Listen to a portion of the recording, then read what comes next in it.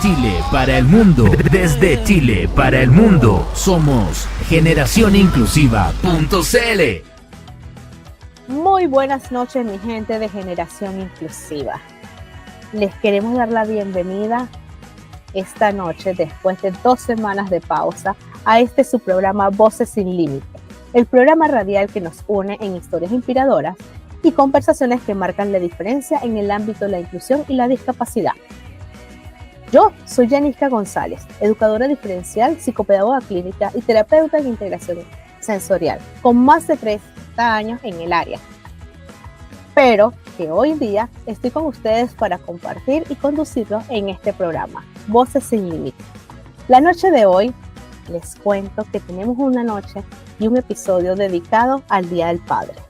A esos seres queremos celebrar con ellos su fortaleza, su amor y la resiliencia que nos guían con sabiduría y nos impulsan a alcanzar nuestros sueños. Y para ello, y para honrar a todos los papás, hemos traído a un invitado muy especial, un invitado de lujo, un venezolano. Por fin me traje un compatriota mío. Él es nada más y nada menos que Jorge Rivero. Jorge es el autor del libro Gabriel, un niño disléxico, una obra conmovedora que narra su propia historia, marcada por este diagnóstico, que a pesar de limitarlo, lo llevó a desafiar grandes límites, a superarse a sí mismo, y además de esto, este señor es un papá ejemplar. Les cuento un poquito sobre la historia, para que sepan que de verdad ha desafiado límites. Jorge fue subinspector de la Policía Municipal de Chacao. Estudió en la Universidad Santa María abogado. Allí sacó una especialización en Derecho Penal. Trabajó para la Amnistía Internacional, sección Venezuela, en un programa llamado Buenas Prácticas Policiales. Posteriormente, se quedó allí trabajando, ¿verdad?, como asesor y colaborador en temas de seguridad. También trabajó en la Oficina Nacional Antidrogas en Venezuela. Tuvo una beca en Israel, donde sacó un diplomado en enfoques preventivos frente a la delincuencia infantil. Y como si fuera poco, también sacó una especialización en derechos humanos. Es coach life, ¿verdad? Y además de esto, les cuento que nuestro invitado también es padre de una joven que comparte su mismo diagnóstico y con ella ha compartido las lecciones aprendidas en su propio camino, convirtiéndose en una guía y un apoyo invaluable para ella. Sin más preámbulos, pues démosle la bienvenida a nuestro amigo Jorge Rivero. Buenas noches, Jorge, ¿cómo estás? Bueno, gracias, Yanisca, de verdad, muy agradecido por esta invitación y por tu presentación, de verdad que muy bonita y me llegó, me llegó al corazón. Y bueno, gracias a ti, Yanisca, y gracias a Voces Sin Límites y a Generación Inclusiva por esta invitación. Me siento muy contento de estar hoy con ustedes y por fin lo logramos porque tenemos un tiempito tocando a ver cómo hacemos este programa y bueno, aquí estamos. Gracias. Sí, así mismo es. Antes de hacerte la primera pregunta y saber cómo llegaste a hacer el diagnóstico, conocer un poquito más de ti, vamos a ir a una pausa y luego regresamos, ¿sí? Perfecto. Amigo y compatriota Jorge Rivero, quien es el escritor y autor del libro Gabriel, un niño disléxico, y tenemos tantas preguntas para hablar, tantas preguntas que hacer. Jorge, cuéntanos un poco de cómo se llega a este diagnóstico, cómo fue tu infancia, cuéntanos un poco acerca de esta primera etapa de tu vida y cómo se llega a este diagnóstico. Muchas veces uno como padre o como adulto incluso habla sin temor delante de un niño, estando el niño presente como que él no estuviera, ¿no? Y toca esos temas de que el niño no aprende o que el niño va lento en el proceso educativo. Pues ese fue un poco mi caso.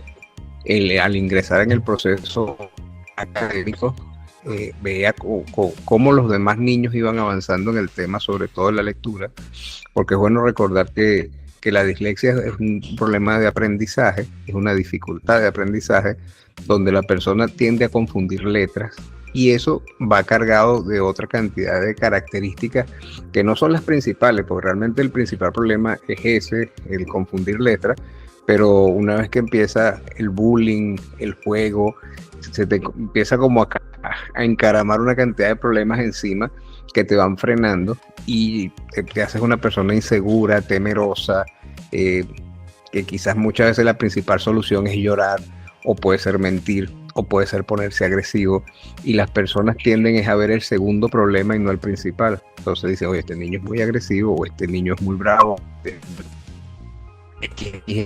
pero realmente es un problema muy grande para un niño que no tiene resolución de conflicto, que no sabe cómo manejar esa situación. Entonces, ahí empezó el proceso, cuando empecé a darme cuenta que me costaba aprender un poco las letras, a unir las ¿cómo se llama? Consonantes, hacer palabras, y eso es un factor de distracción. Cuando los maestros daban la clase me parecía un poco fastidioso y me llamaba más la atención quizás ver por una ventana que prestar atención a la clase. Y bueno, en el proceso académico pues se ve que los otros niños empiezan a avanzar, a leer, y yo me daba cuenta que tenía un problema en el que no me permitía avanzar, y bueno, se convirtió en todo un problema para mí en ese momento. Claro, esta situación se inicia más o menos 6, 5, 6, 7 añitos, más o menos, que son las edades cuando comenzamos. Sí, más o menos hasta tercer grado, que fue ya en cuarto donde me diagnostican la dislexia. ¿Y cómo fue este diagnóstico? Porque bueno, claro, entre primero y tercer grado, imagino yo que, como tú hablabas, pues un poco el retraerme, el sentir que, bueno, que no voy a la par, también hay una presión familiar, hay una presión, porque también sabemos que como nuestras familias son todas como muy unidas, seguramente había un primito, algún vecinito que iba junto con tu edad, y comienzan las comparaciones, que también eso va afectando y va mermando en la autoestima del niño, ¿cierto? Claro. Un poco eso. Sí, bueno, fíjate que algo interesante que me provoca comentarte hoy es que el tema de dislexia ha ido avanzando históricamente, ¿no? La dislexia nace cuando empiezan a aparecer obviamente las letras y empieza el problema para los niños, y lo más avanzado que en su momento era un problema de aprendizaje, una dificultad de aprendizaje, y hoy día muchas universidades, incluso en Inglaterra el año pasado, hicieron un estudio bastante amplio donde se logró determinar que incluso genéticamente hay una diferencia entre el niño disléxico y el niño no disléxico. Es decir, que lo que hace es demostrar que es como una persona diferente, y que realmente no es un problema de aprendizaje, porque es un problema de aprendizaje si lo vemos desde el punto de vista de las herramientas que siempre han existido en educación, pero desde el punto de vista de comprensión o de avance académico, el niño disléxico puede alcanzar cualquier meta académica, solo con otra forma de proceso educativo, ¿no? Claro. Entonces, eso lo quería como tocar, porque muchas veces la gente ve la dislexia como algo, bueno, pobrecito, el niño tiene un problema horrible, y no, simplemente es como si fuera un software diferente en una persona. Pero tú puedes usar una computadora Mac o una computadora de otra marca, IBM, no sé, y las dos funcionan bien, pero cada una hay que saberla cómo se usa. Exactamente, a través de estrategias diferenciales, de metodología, existen diferentes formas, ¿verdad? Y yo creo que el clic aquí, lo importante es entrenar y enseñar a este niño, ¿verdad? A conocerse primero, a conocer y entender su propia dificultad, ¿verdad? Su propio diagnóstico, para que a partir de él entregarle las herramientas apropiadas, y sobre esas herramientas, porque va a ser un diagnóstico que te va a acompañar toda tu vida, es una condición. Exactamente, ¿no? Y lo que tú dices, lo más importante no solo en el tema de dislexia, sino en cualquier dificultad que uno tenga, primero es determinarla, saber que existe y reconocerla, y después de eso buscar las medidas para solucionar el problema como tal. No, totalmente. O sea, de experiencia como psicopedagoga, te puedo comentar de que en ocasiones, o sea, estando aquí, por ejemplo, trabajé con un grupo de estudiantes con autismo, y ya ellos tenían como 10, 11 años cuando yo los tomé, y no leían. Entonces comenzamos a trabajar con un método diferente. ¿Okay? Yo trabajo con diferentes métodos y cada quien el que más o menos yo voy viendo lo vamos trabajando, y eso sí, tiqui, bien estructurado. Y al cabo, bueno, de un tiempo, él leíamos y él decía, no, yo no sé leer. Él no se lo podía creer que él leía, y yo le digo, pero si leíste lo que está en la pizarra, si leíste el mensaje que te dije que me había llegado, porque léeme allí, escríbeme allí, y me hiciste el favor, ¿cómo tú no vas? No, porque además de la condición, es que afecta, como tú dices, tenemos trastornos, afecciones que vienen asociadas, entonces la baja autoestima, es el poco conocimiento a sí mismo, y bueno, y sobre eso, bueno, van repercutiendo en nuevas conductas, que en algunos es más impulsiva y en otros menos impulsiva. Uno se retrae y el otro se convierte más en agresividad. En tu caso, ¿te retraíste? ¿Fuiste más impulsivo? ¿Cómo fue? Bueno, fíjate, las dos cosas. Primero, me escondí prácticamente, ¿no? No quería ir al colegio, casi que podía inventar que me sentía mal. Incluso tengo un amigo que es médico, que trabaja el tema de la dislexia, y él planteaba, decía, bueno, si el niño no quiere ir al colegio porque dice que se siente mal, pero si tú le dices vamos a jugar o vamos a hacer otra cosa, te dice que sí, entonces el punto de análisis es por qué no quiere ir al colegio. No es que el niño esté desmotivado, no es que el niño, sino que hay un problema ahí que es lo que debes atacar. Y yo creo que esto es un punto importante. Si yo al principio no quería ir, después me puse muy violento, hasta el punto de pelear con otros compañeros, porque claro, se burlaban de mí, ya yo sentía que era una guerra de todos contra uno, porque yo no entendía qué me pasaba a mí. Y el día que me dijeron que era disléxico, bueno, aunque me cueste creerlo, me alegré, porque dije, bueno, no estoy solo en el mundo, pues parece que existen otras personas que se parecen a mí. Claro, y me imagino que para esa época, además que éramos pocos también, no estaba solo, pero había muy poca la comunidad, no como ahora, no, y fíjate que por eso un poco la razón del libro, porque nosotros vemos el problema del sistema educativo o lo que le puede costar al niño aprender, pero no nos ubicamos a veces en la posición de lo que puede sentir el padre, porque si el padre no es disléxico y le toca un hijo disléxico, entonces piensa que es haragán, que es flojo, que no quiere, y realmente no es eso. Él está haciendo su mayor esfuerzo, pero no sabe, ¿no? Entonces por eso quise llevar esta historia a papel, a blanco y negro, como para que un padre pueda leerla y pueda orientarse y pueda decir, pero mira, esto se parece, porque hay una cosa graciosísima, las características de todos los que tenemos dislexia, y lo hemos hablado, bueno, pareciera que fuera una fotocopia, todos nos ha pasado exactamente lo mismo, hemos sentido lo mismo, y hay gente que vive toda su vida y nunca se entera que tiene dislexia, porque la población, según estudio de los disléxicos en el mundo, es aproximadamente un 7 al 10% de la población mundial, es decir, que somos muchísimas personas las que podemos tener dislexia. Y mucha gente no lo sabe, y mucha gente que ha leído el libro me dice, oye, mira, después que lo leí me di cuenta que es que yo soy disléxico, porque la dislexia, tú tienes el problema, la dificultad, pero tú creas herramientas que te permiten avanzar. Por ejemplo, yo agarraba un libro y como era un niño, son libros con dibujitos, yo empecé a ver las imágenes y yo decía, bueno, mira que el niño se cayó.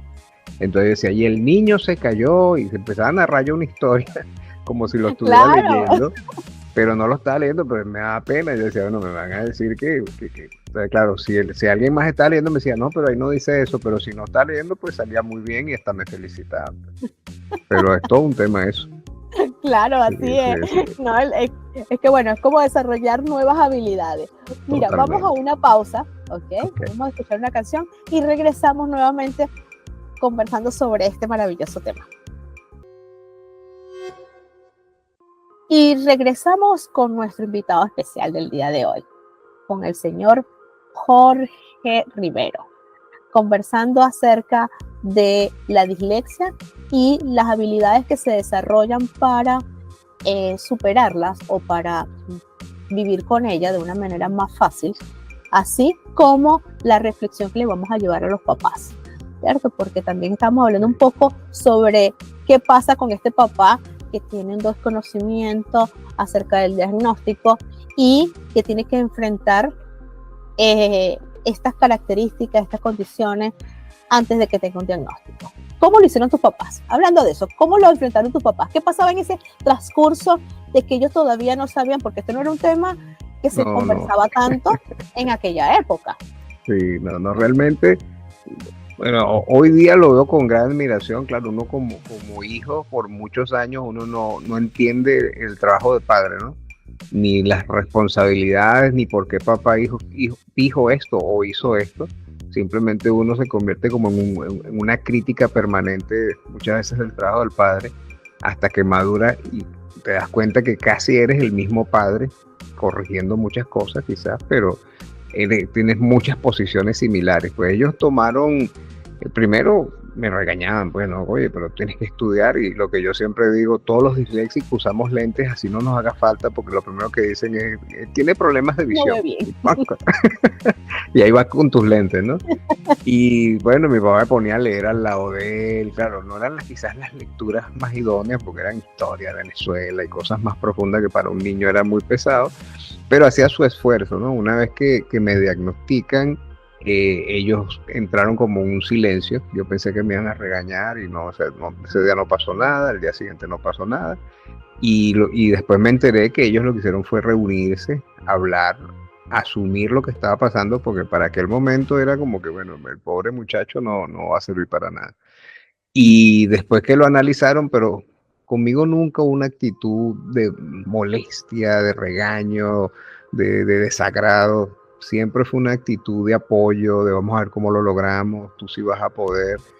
Y manipularon un poco la información, como dándome a entender que tenía que buscar, porque habían otras capacidades que yo tenía que manejar, y que bueno, teníamos que buscar actividades complementarias. Entonces me metieron en canto, en teatro, en una serie de cosas que para mí fue muy inteligente de su parte, porque eso me subió mucho la autoestima, me hizo conocer nuevos amigos fuera del entorno del tema del colegio, que como yo siempre digo, no es lo mismo que tú llegues a tu casa y te digan ¿cómo te fue hoy? A que te digan ¿cómo leíste? Ya, de una vez la cruz. Y tú te veas un tío y tu tío te diga ¿estás leyendo mejor? Tú dices, güey, pero vamos a no, entonces, y como sí. Nuestra generación, nuestra gente que entonces ahí allí, no. No, ajá, y este muchachito, ajá, ¿cuándo es que va a poner? ¿Cuándo es que lo va a hacer? Sí. Bueno, yo siempre le digo en las entrevistas, la maestra lo decía en forma de juego, decía, a ver, Pedro, lea bien, no vaya a leer como Jorge, que lee malísimo.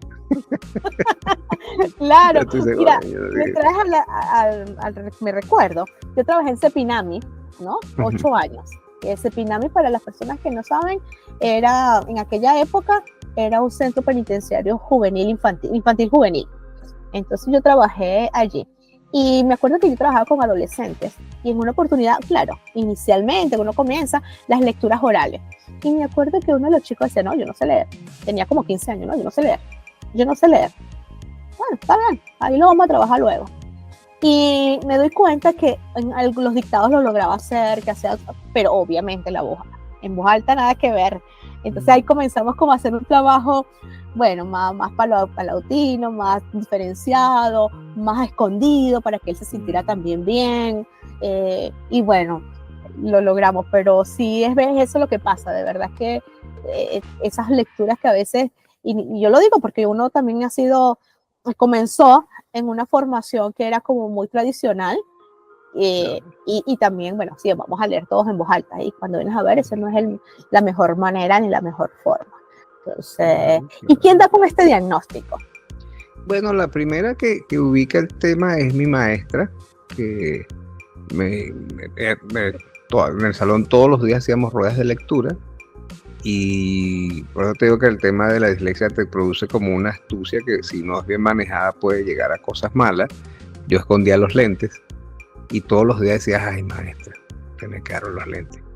Entonces ponía a alguien a leer, pero al apenas terminar la lectura, decía, ¿qué opinan de la lectura? Yo levantaba la mano y hacía el mejor análisis que pudiera y anotaba cosas y todo para hacer una intervención, bueno, pues excelente. Y eso de una u otra forma opacara el tema de que yo no leía. Entonces como que era un equivalente, hasta que un día ella pidió a todos que salieran del salón y me, Jorge, por favor, ven acá. Hazme el favor, cierra la puerta, léeme esto. Y yo, ay, no importa, no tengo lentes, léelo. Entonces cuando lo empecé a leer, obviamente me sentí descubierto porque yo había salido del colegio anterior por este tema de la dislexia. Y por el tema de la dislexia había tenido peleas y se me ha hecho todo un infierno. Y este segundo colegio yo me sentía muy feliz porque, bueno, me llevaba bien con mis compañeros y estaba manejando la situación, la estaba gerenciando, pues, ¿no? Claro. Pero al ver eso, yo dije, bueno, nada, me descubrieron y aquí empieza el infierno de nuevo. Pero no, la maestra, bueno, tenía un buen nivel, era licenciada en educación, del pedagógico, por cierto, y bueno, ella me orientó, me dijo, mira, eso no tiene ningún problema, yo voy a hablar con tus padres, yo sé qué está pasando, y ella fue la que hizo una reunión con ellos y les planteó el tema y les planteó todos los pasos a seguir que me pudieran ayudar. Ok, y como decíamos, como estábamos conversando fuera de la entrevista, ¿tuviste atención y apoyo psicopedagógico, psicológico, o Sí, solamente fue sí, la sí, ayuda de sí. la docente? No, ella me llevó a un centro en Venezuela que era gratuito para ese momento y había psicopedagogo que era como una especie de tarea dirigida, donde los temas que había en el colegio ella me ayudaba y con juegos y dinámica iba como conociendo nuevamente las letras, pero no conociéndolas, casi que metiéndolas dentro del organismo, ¿no? Con semillas de repente hacía una D, con semillas de repente hacía una B, me decía qué palabra empieza por D, por ejemplo, D, o qué me gustaba a mí hacer que tuviera que ver con una D o con una B. Todo eso TIC que en su momento ella hizo y ampliado con TIC, porque mi esposa es psicopedagoga, y los metí en el libro como herramientas sencillas, no rebuscadas, para que la persona que lo lea pueda entender más o menos qué dinámicas se pudieran hacer en casa y con esas dinámicas ayudar un poco al niño. Si de repente si tú vas a leer, a crear un ambiente para la lectura que él sienta que es algo agradable y de repente lee una línea, es otra línea, o la leen entre los dos, o buscas un sentido de por qué la historia para que él le llame la atención.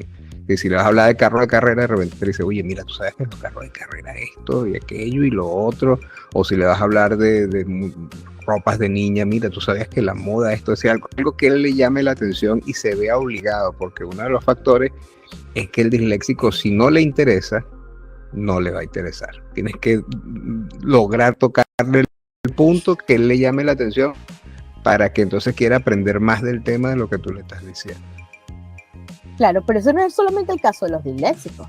¿Okay? Yo creo que sí. es el del TDAH, del de discapacidad intelectual, o sea, es de todos estos niños o estas personas que tienen algún compromiso, más que todo en la parte académica. Como les cuesta, pues siempre vamos a buscar algo que les llame la atención, que les guste y que sea llamativo para ellos. Y a partir de allí, conquistarlo y enamorarlo, hacer como un enganche para que vengan hacia lo que queremos llevarlo, que es en este caso la lectura. No, y te puede sorprender porque el mundo de la neurodivergencia precisamente es eso. Incluso como no conoces, como cualquier persona, pues sí.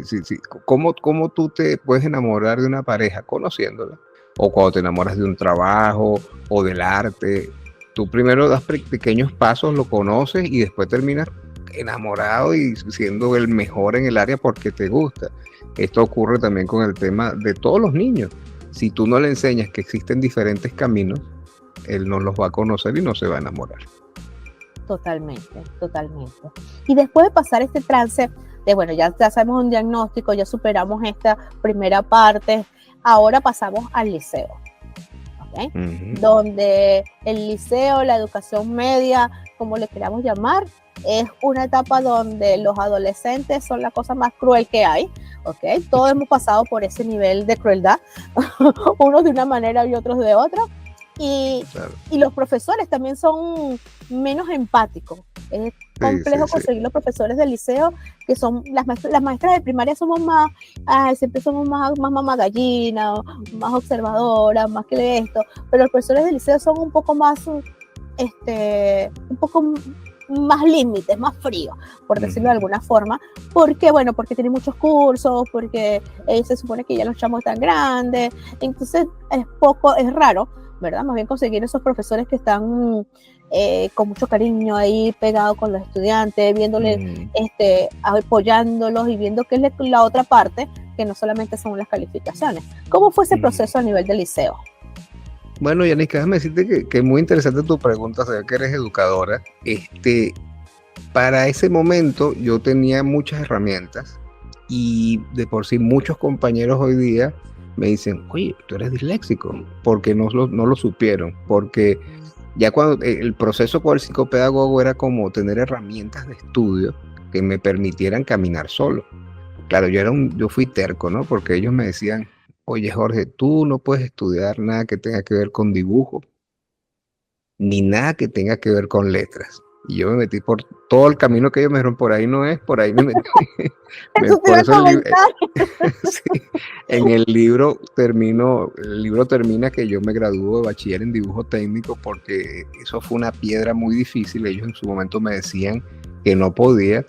Claro, yo estudié en un liceo que se llama Fermín Toro, y bueno, los profesores de verdad en ese momento eran, bueno, pues aparte de todas unas damas y unos caballeros, un nivel académico impresionante, muy, muy, muy humanos. Entonces, yo hago todo el trámite para ingresar ahí, que cuento en la historia, después que pasé primero, segundo y tercer año, estudiaba como los demás. Yo llenaba fichas, memorizaba palabras, caminaba leyendo cosas para recordarlas. Es decir, lo que para unos era quizás estudiar una tarde, para mí significaba hacer todo un plan de estudio, que poco a poco, al irme acostumbrando a ese plan de estudio, lo fue acortando. Entonces ya escribía solo una palabra y me ahorraba todo el trámite de hacer todas las fichas y todo eso. Pero es un proceso, y llega el momento que a ti se te olvida que eres disléxico. Yo llegué aquí a Estados Unidos y me acordé que era disléxico cuando empecé a estudiar nuevamente inglés, que empecé a confundir letras de nuevo. Entonces ahí nace un poco la idea de qué puedo hacer yo como inmigrante que permita dar un aporte, así yo me tenga que ir de este plano, que las personas puedan entender que no es grave. Y al contrario, si a mí me tocara decidir hoy, porque voy a nacer de nuevo, si soy disléxico o no lo soy, yo diría 1000 veces que quiero ser disléxico, porque siento que me ha dado muchísimas cosas positivas, y muchas veces la gente lo ve como que fuera un coco o fuera una cosa terrible, y no, para nada. Hice una vida plena y la sigo haciendo. No, mira todo, sí. O sea, todos los logros, por eso fue una de las cosas que también quise resaltar, ¿verdad? Muchos de los logros, sé que tienes muchos más, ¿ok? Pero estos fueron como los más importantes que destaqué. Claro, no, está bien así. Porque es eso, a veces creemos, y yo, por ejemplo, toda mi vida le he dicho a mis estudiantes, el límite es el cielo, el límite te lo pones tú, ¿ok? O sea, podemos hacer lo que nos va a tardar un poquito más, bueno, sí, nos puede tardar un poquito más, cada quien tiene su ritmo y tiene su proceso, pero el límite es el cielo, el límite nos lo ponemos nosotros. Y una de las cosas por las cuales yo estaba bien motivada de conversar contigo era porque de tu propia voz, ¿verdad? De tu propia experiencia, no solamente en vivir el diagnóstico, sino ahora vamos a hablar un ratico de tu hija también, sino el diagnóstico como papá. Los papás a veces viven ese duelo y se quedan en el duelo, y le colocamos de una vez el techo a nuestros estudiantes, el techo a nuestros hijos. Ah, no, es que es disléxico, ya ese no va a aprender, no puede estudiar, no va a leer más nunca, le quito los libros y ya le pongo de una vez el techo, y no le doy las oportunidades de, imagínate, o sea, tú eres escritor, ¿ok? Pudiste estudiar una carrera totalmente, bueno, muchas cosas las que hiciste por terco, o porque te gustaban, o por lo que sea. Gracias por lo de terco. Claro, porque, o sea, quizás, esto no es lo que yo puedo, yo voy, porque a mí me pasa, pues, a mí me dice, Yanisca, tú no vas a poder, y ahí es donde voy a hacerlo. Entonces quizás ese sea tu caso. Le ponemos un techo y decimos, no. Entonces tú lograste hacer muchísimas a las que no había quizás en aquel momento una expectativa, y hoy son logros, ¿ok? Porque estudiar Derecho no es cualquier cosa, son bastantes, no solamente leer, sino un poco de leyes que hay que aprenderse, un poco de números, un poco de códigos, un poco de herramientas, que aunque tengas la habilidad verbal, pues la parte del conocimiento tiene un peso. Entonces, y estar pendiente de los detalles, porque como policía también tuviste que haber estado también expuesto a ese minucioso. Entonces, creo que de alguna manera camuflajeaste, llevaste eso durante, bueno, tu adolescencia y tu adultez para bueno, no me acordé que era disléxico, Sí, o lo dejé sí. ahí. Y como te dice, lo retoma o reaparece a partir del aprendizaje de inglés, que por ejemplo yo dije, no, yo lo aborté.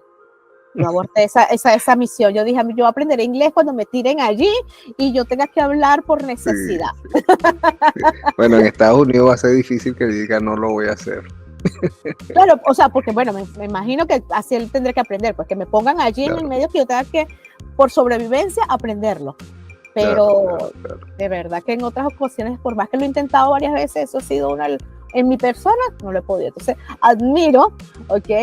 Quien sí lo hace desde otra perspectiva y lo logra, pues, ¿ok? Claro, porque creo que también uno tiene que entender, Yanisca, que no todos somos iguales. Entonces muchas veces nosotros queremos como tatuarnos que todos somos iguales. Entonces, si por ejemplo, tú tienes el cabello largo, yo tengo que tener cabello largo. Tú usas zarcillo, tengo que tener un zarcillo. Y no, de repente tú juegas básquet y de repente yo no tengo el tamaño y no me gusta el básquet, pero me gusta leer o a mí me gusta pintar y a ti te gusta correr. Y todos somos importantes en la sociedad y es una cosa que debemos respetar. Nosotros de nuestra sociedad venezolana hay una estructura de burla muy fuerte que ya es parte de nosotros. Ya nosotros vemos cualquier cosa y sacamos un chiste. Y bueno, no sé si eso es bueno o es malo. Sí sé que te puede dar fortalezas y puedes darte cuenta de que no importa, pero vemos una persona distraída y no sabemos por qué la persona es distraída. Simplemente decimos, este tipo todo el tiempo está distraído. Cuidado, no le digas a él porque se le va a olvidar. Y sacamos un chiste de la cuestión. Y no analizamos por qué la persona lo hace. Entonces, bueno, después que tú sales de Venezuela te das cuenta que, bueno, que eso realmente... No es que en Venezuela no sea un problema, sino que en otros países es muy, muy respetado eso y se cuida mucho esa visión o ese análisis hacia la ligera que tú puedes hacer de otra persona. Totalmente. Y comienzas también a ser, no solamente a ser cuidadoso, sino que también comienzas a respetar un poquito más, porque no es que nosotros no respetamos, pero ¿cómo es eso? Como Es un juego. Lo vamos llevando a la ligera y tampoco nos damos cuenta de que quizás a esa persona con la que nos estamos metiendo de alguna manera, que lo estamos haciendo de una manera inconsciente, ¿ok? Esa persona le puede estar afectando y no nos lo dice. Entonces eso también es bien delicado, muy delicado.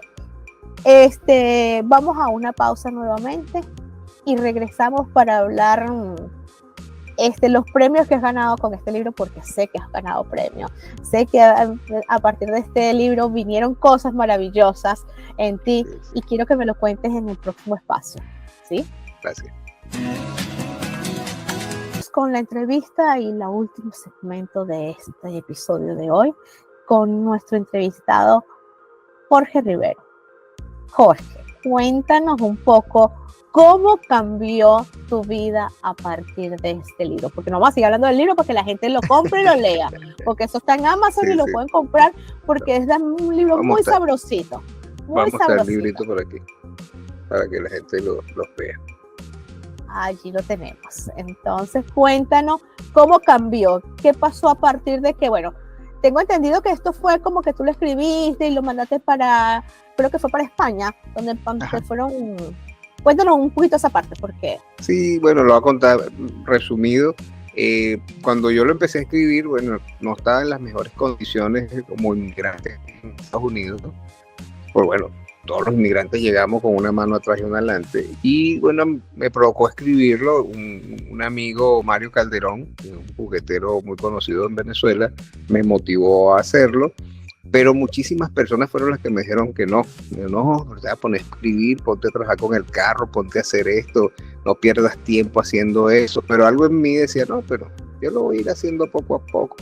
Y efectivamente así lo hice y doy gracias a Dios que lo hice, porque realmente la cantidad de respuestas que he recibido por el libro, yo te puedo decir que diariamente me escribe muchísima gente por las redes sociales pidiéndome, así sea un saludo o pidiéndome una recomendación o un consejo. Bueno, de por sí saqué el coach por eso, porque mucha gente me pedía ayuda y yo le decía, pero es que yo no soy psicólogo.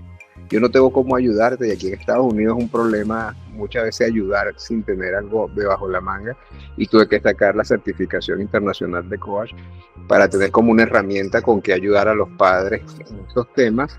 Y bueno, esto me motivó, me dio la oportunidad de universidades como Urbe, aquí en Miami, me contactó y pudimos hacer la presentación del libro en la Universidad Urbe, y también la Universidad de Argentina, no se me fue el nombre de la universidad, pero una universidad en Argentina, también pudimos hacer la presentación del libro en un foro internacional, la Universidad de Rosario, sí.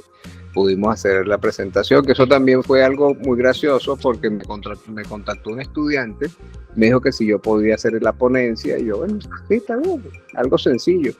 Y el día de la ponencia estaban las autoridades, el rector, el vicerrector, y yo decía, wow, esto no era tan sencillo, pues, pero chévere. Y después aquí en Miami una amiga me invitó a que me metiera en una feria internacional de escritores, feria hispanoamericana de escritores, y participé. Me dijeron, mira, quedaste seleccionado entre el grupo de los libros que van para la competencia, y obtuvo el primer lugar en la Feria Hispanoamericana de Escritores Miami 2023, que fue el año pasado.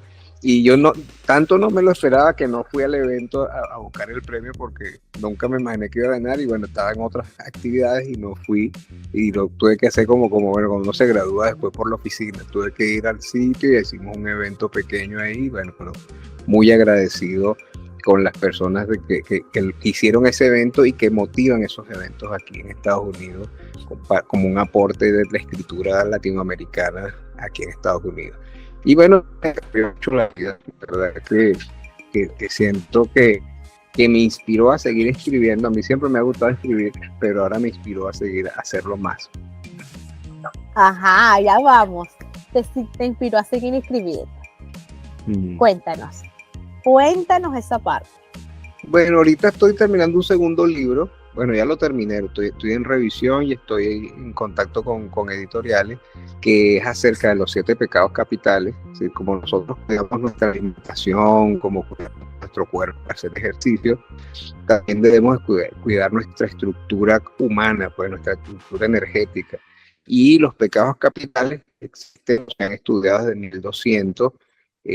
La Divina Comedia, obras han hablado de eso, la Divina Comedia de 1200, y ya ahí se hablaba de lo que eran los pecados capitales, y siempre se ha visto como el pecado capital como una puerta a otros pecados, ¿sí? No porque tú un día comas mucho, sufres de gula, pero si todos los días comes, o lujuria, o envidia, llega el momento que para tapar ese pecado, cometes otros pecados, mientes, le haces daño a alguien, y eso se va convirtiendo como una especie de energía negra dentro de ti, te va haciendo daño hasta el punto que o te sacan de la vida de muchas personas, o te vuelves una persona totalmente infeliz.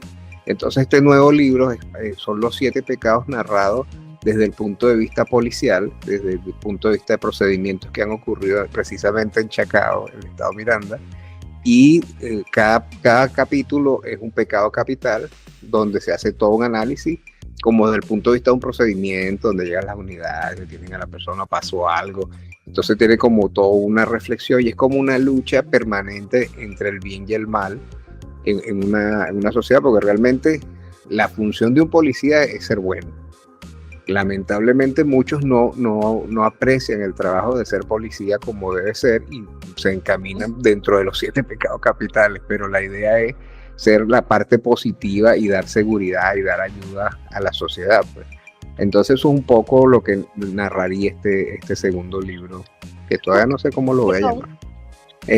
Bueno, entonces eso es un poco lo que se busca con este libro, pues como una herramienta que es igual una novela, es una novela tipo realismo mágico, de entretenimiento, pero que te hace algunas reflexiones desde todos los puntos de vista, desde el punto de vista humano y desde el punto de vista como también las estructuras políticas, las estructuras sociales, cómo pudo ir como en decadencia una ciudad que era próspera por permitir que Ah, no, eso no importa. Aquel robó, aquel mintió, aquel hizo daño, pero no importa, vamos a dejarlo. Y eso va como una bola de nieve, Creciendo, claro. aplastando a todo el mundo y hasta las consecuencias que podamos tener hoy día. Ah, sí. Y lamentablemente hay otras ciudades que también están cayendo en eso. Jorge, ¿y este libro para cuándo tú crees que lo vamos a tener y para poderlo disfrutar? Bueno, ya el libro está, ya el libro lo terminé, ahorita estoy en una segunda revisión y estoy ya haciendo los contactos con las editoriales. Yo me imagino como en 3 meses puede ser que ya el libro está, porque ahorita empieza todo el tema de la editorial, la portada, la revisión, el papeleo, todo eso, pero los permisos que hay que sacar para la autoría del libro, todo eso, pero yo calculo que en unos 3 meses ya puede estar a la venta, seguramente en Amazon. Jorge, cuéntanos ahora, para ir cerrando, ¿verdad? Quiero hacer 2 preguntas. La primera es, ¿cómo llevaste tú, cómo ayudaste? Porque eso también es importante saber, el diagnóstico con tu hija, que lo dejamos en algún, lo hablamos someramente en la primera parte del programa. Y después quiero que de una vez lo unas, ¿verdad? ¿A qué consejo, o qué recomendación, qué le dirías tú a los papás que hoy en día se tienen que enfrentar a un diagnóstico? Porque hablamos mucho de ese niño, pero queremos ahora llevarlo a esta recomendación a los papás, porque tú como padre también lo tuviste que vivir. Sé que tu hija creo que se fue por el lado de las artes, algo de eso, tengo entendido. Claro, entonces, cuéntanos un poquito esas 2 partes. Bueno, fíjate, el tema de mi hija, yo tengo 2 hijas, son morocha, melliza, no sé cómo se dicen en los otros países, twin. Una es disléxica, la otra no es disléxica. En este caso específico estamos hablando de la dislexia, sí se fue por la parte artística, de por sí ella es bailarina profesional, y todo lo que es yoga, todo este tipo de actividades le fascina, pero realmente nunca se hizo esa connotación de que ella era disléxica. Bueno, primero porque por yo ser disléxico para mí es normal, entonces en la casa nunca hubo una distinción, y segundo que mi esposa es psicopedagoga, entonces tampoco ella es decir, cuando nos dimos cuenta de disléxica, bueno, vamos a hacerlo así, así, asado. De por sí ella tuvo todo su sistema de educación sin ningún problema, y antes de venirnos a Estados Unidos, ella entró en comunicación social en la Universidad Central de Venezuela, es decir, que académicamente no tuvo dificultad y presentó la prueba de la universidad y entró por la prueba de la universidad. Es decir, que con esto lo que quiero reflejar es que sí se puede, es decir, no hay algo que realmente te trabe. Lo que tienes que buscar es la forma de cómo hacerlo. De igual manera, ahí va el consejo, uniendo el consejo de los padres. Muchas veces el padre se siente agobiado, se siente asustado, y como tú decías al principio de la entrevista, buscas es de esconder, y no debe ser. Es que tú tienes una responsabilidad y el hijo tiene una responsabilidad. Tú puedes ayudarlo y entrenarlo a que él maneje la responsabilidad, pero nunca quitarle la responsabilidad. Él tiene que aprender a jugar como si fuera un equipo donde juegas todas las posiciones. Hay posiciones en las que tú puedes ser bueno y hay posiciones en las que tú puedes ser malo, pero tienes que saberla jugar y tienes que conocerla. Entonces un poco esa es la recomendación a los padres. Primero, entender que tu posición es formar, educar, que el hijo no es tu propiedad. Es decir, no es que tú vas a hacer lo que tú quieras, porque de repente a ti te gusta el arte y a él no le gusta el arte, a él le gustan las matemáticas. Y tú tienes que entender que tienes que gerenciar a que él sea un excelente matemático. Y muchas veces los padres quieren que el hijo sea lo que yo soy. Y entonces ahí se complica la cuestión. Y más si tiene algún tipo de neurodivergencia, entonces ya se enreda un poco. Entonces, uno, lo que siempre digo yo, uno vino a este mundo a ser feliz y uno se empeña en no serlo. Uno tiene que buscar las herramientas para crecer, para desarrollarte física, intelectual, académica, de todas las formas que tú quieras desarrollar, pero sin perder el norte de que estamos en un paso aquí. Pero esto no necesariamente tiene que ser el todo esta vida, sino hacerlo lo mejor posible, ser feliz, ayudar, hacer amigos y crecer en comunidad, evitando todos estos temas de odio intriga, peso, chisme, toda esa serie de cosas que al final no te aportan nada en una vida sana. Entonces es un poco lo que yo creo que los padres deben ser, buscar. Si no sabes del tema, por lo menos el caso específico de la dislexia o cualquier tema neurodivergencia, una vez que lo conoces, estudiarlo, buscar herramientas, no meterte en Google y buscarlo por ahí, porque ahí te va a salir lo bueno y lo malo y tú te vas a asustar más. Buscar libros serios, material serio y profesionales, como mi amiga Yaniska, que son profesionales serios que pueden darte herramientas, que pueden darte pasos, cómo manejar una situación, porque uno no todo lo sabe en la vida, claro. Pero también si no lo sabes, busca ayuda y seguramente vas a ir bien encaminado. Así es. La idea es buscar los profesionales acordes a cada situación. Así es. Así es. Muy bien. Bueno, Jorge, el tiempo se nos acaba, de verdad. Rapidísimo. Sí, de verdad que sí. Muchísimas gracias. Una dicha, un honor de tenerte en nuestro programa. Estamos de verdad complacidos. Sabemos que seguro va a ser un éxito el próximo libro. Lo vamos a esperar con ansia para leerlo. Sin que me dé carraspera. Y así, bueno, llegamos a este final de este programa. Bueno, nada, Yaniska, muchísimas gracias a ti, muchísimas gracias al amigo Francisco que está por allí escondido haciendo un excelente trabajo, y a la Radio General Inclusiva por esta invitación, y de verdad muy contento, y bueno, siempre estoy a la orden, cualquier cosa que necesiten, pues con todo gusto. Muchísimas gracias, muchísimas gracias. Bueno, mi gente, así llegamos al final de este episodio de Voces Sin Límites, y recordarles una vez más que si no pudieron ver este episodio o lo quieren compartir porque está demasiado bueno con su gente, pueden visitarnos en nuestra página www.generacioninclusiva.cl/live o visitarnos a través de nuestras redes sociales, YouTube, Instagram, Spotify y Facebook, @radiogeneracioninclusiva.cl. Recuerden, yo soy Yaniska González, educadora diferencial, psicopedagoga clínica y terapeuta en integración sensorial. Si tienen alguna duda, nos pueden llamar y contactar a través del WhatsApp más 56 926 83 30 58. Gracias por acompañarnos y nos vemos el próximo martes con una historia muy interesante. Feliz noche a todos. Gracias. Derribando barreras en Internet. Somos Radio